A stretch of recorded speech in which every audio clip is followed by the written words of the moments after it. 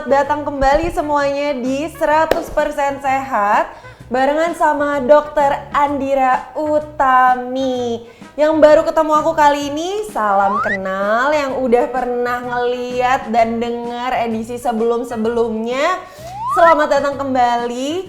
Supaya kita hari ini semangat, aku mau kasih ininya dulu, si punchline-nya dulu.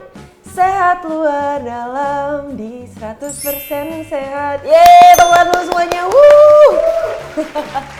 Supaya semangat guys.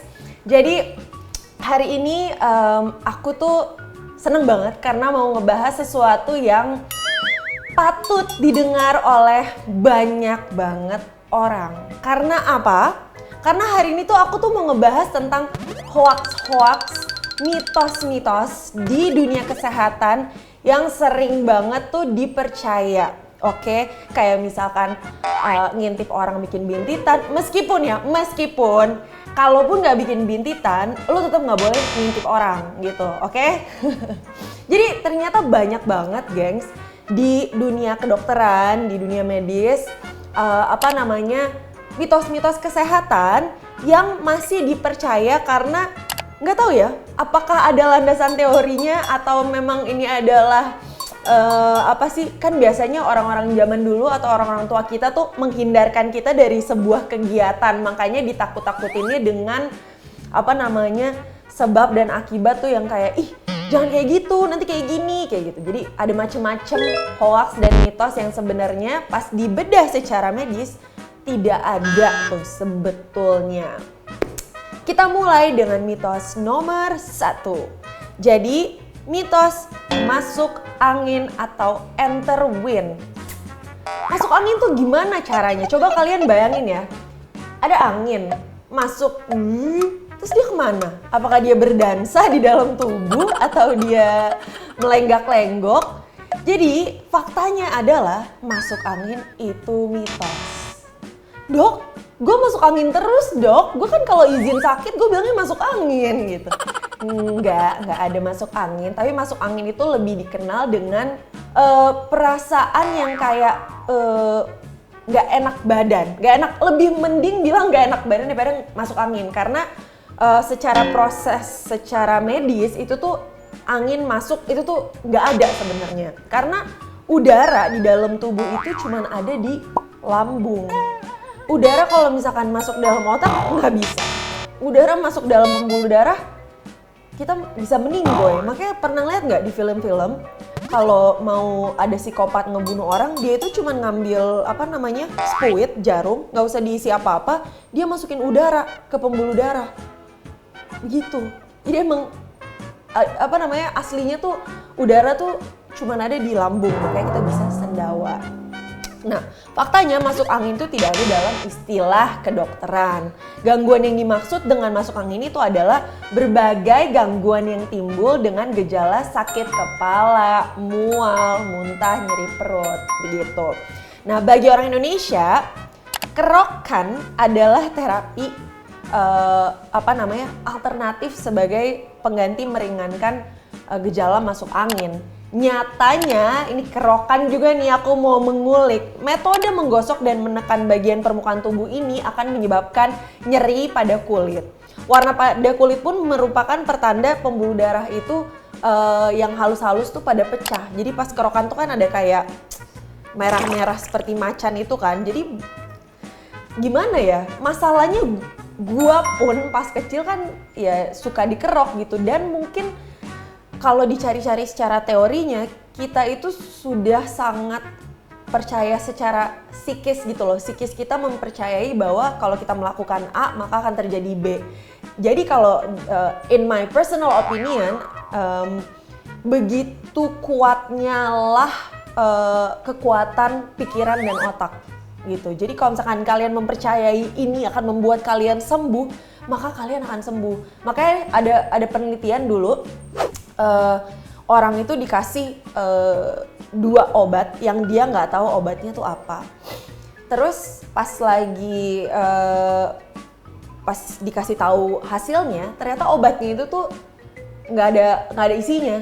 Jadi orang itu merasa enakan karena dia dikasih obat yang memang tidak ada isinya, cuman ternyata ya berarti itu adalah pengaruh dari sebagian besar adalah dari dia dan perspektifnya gitu loh. Dia mau sembuh, dia mau badannya jadi enakan. Nah itu sebenarnya jadi yang namanya placebo effect gitu. Jadi begitu juga dengan kerokan. Sayangnya kalau kerokan itu tuh malah menghancurkan pembuluh darah halus sehingga dia jadi merah-merah guys. Tapi kalau misalkan emang kalian sudah terbiasa mengerok dan merasa enakan, ya gue juga gak akan marah sih anyways gitu loh.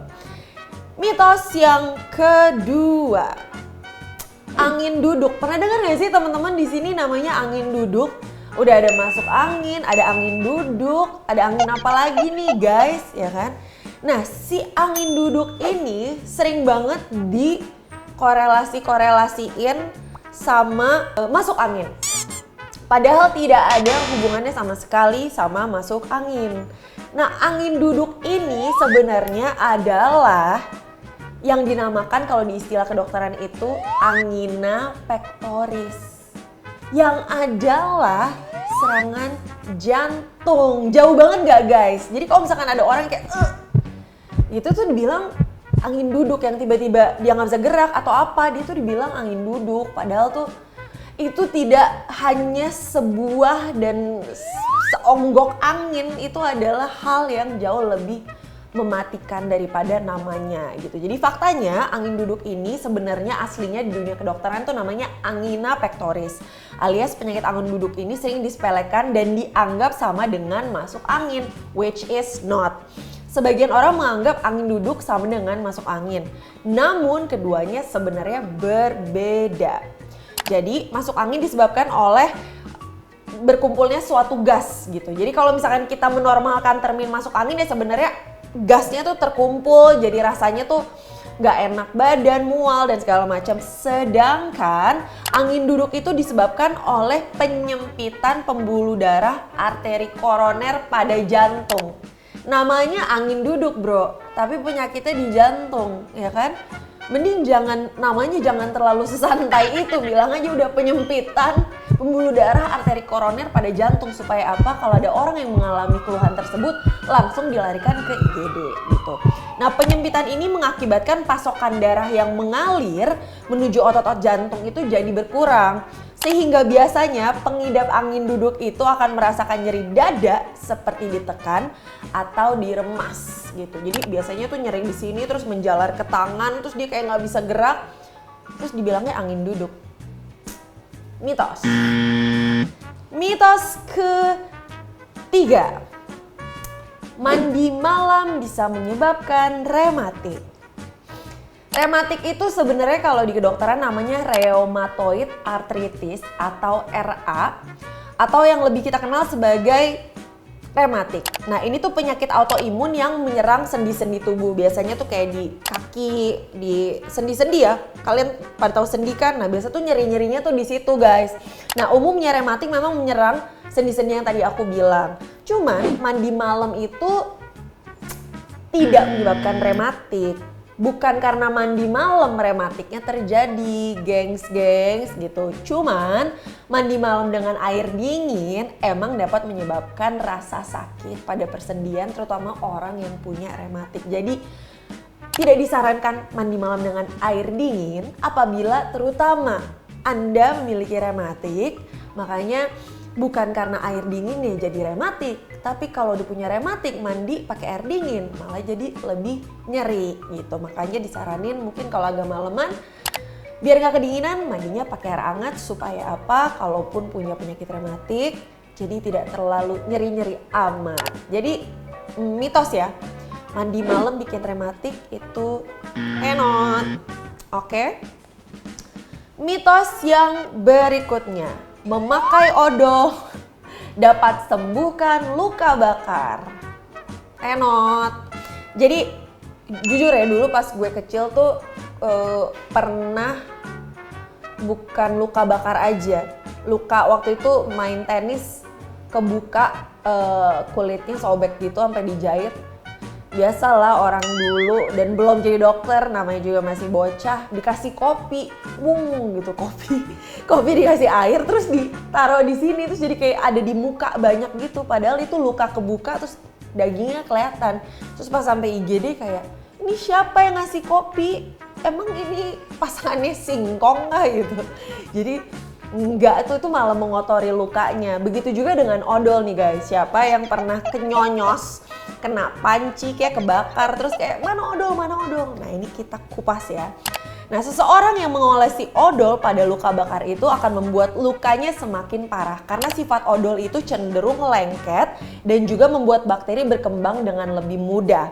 Dan odol memiliki kandungan pembersih pada kotoran gigi seperti kalsium karbonat, potasium sitrat atau zat pemutih gigi yang berbahaya jika dioleskan pada luka bakar yang memang terbuka. Jika kandungan-kandungan ini digunakan selain pada gigi, maka bisa menyebabkan iritasi pada luka yang kalian oleskan. Jadi ibu-ibu, teman-teman, tidak lagi ya mengoleskan odol karena itu kandungannya untuk gigi, bukan untuk luka bakar. Oke, kita move on ke mitos berikutnya. Minum air dingin bikin gemuk dan bikin lemak jadi beku. Gue bahas dulu ya. Gue paling suka ngebahas yang ini. Karena apa? Satu, itu mitos. Jadi kalau misalkan ada yang bilang, ih kalian kalau makan sambil minum air dingin tuh lemaknya beku loh, nanti jadi gendut, jadi gemuk. Enggak, itu salah. Karena apa? Pada intinya air kalau masuk ke dalam tubuh, apapun deh, itu tuh suhunya tuh disesuaikan dengan suhu tubuh normal kita ya, yang adalah 37,5 lah suhu di dalam, homeostasis kita segitu. Jadi kalau ada yang bilang makan sesuatu terus minum air dingin terus lemaknya jadi beku terus kita jadi gendut, itu salah ya teman-teman. Karena apa? Faktanya menurut Journal of Clinical Endocrinology and Metabolism menemukan bahwa air dingin yang dikonsumsi justru akan menaikkan suhu tubuh. Ini berarti air es tidak mungkin membekukan lapisan lemak. Tapi es bisa membuat tubuh gemuk kalau dicampur sirup, dicampur susu, ataupun makan minuman manis yang lainnya gitu. Jadi air dingin bikin gemuk? No.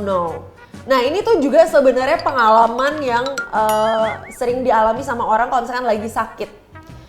Kenapa sih orang sakit tuh harus minum air anget? Gue kan si bebal ini kan suka banget minum air dingin kan. Jadi pas disuruh sama nenek atau ibu aku gitu, Andira, kamu tuh minum air dingin dulu, bagusan air anget tahu. Terus sekarang mentang-mentang udah tahu teorinya, aku udah bilang gini, Mah, Eyang, air itu kalau masuk ke dalam tubuh akan disamaratakan suhunya sama tubuh seperti suhu tubuh di dalam. Jadi mau minum air panas, minum air dingin sama aja. Cuman emang kalau memang lagi sakit tenggorokan, minum air hangat dia itu bisa mengurangi keluhan-keluhan lainnya. Tapi kalau balik lagi ke air dingin bisa bikin lemak jadi beku terus kita jadi gendut, itu mitos ya kawan-kawan.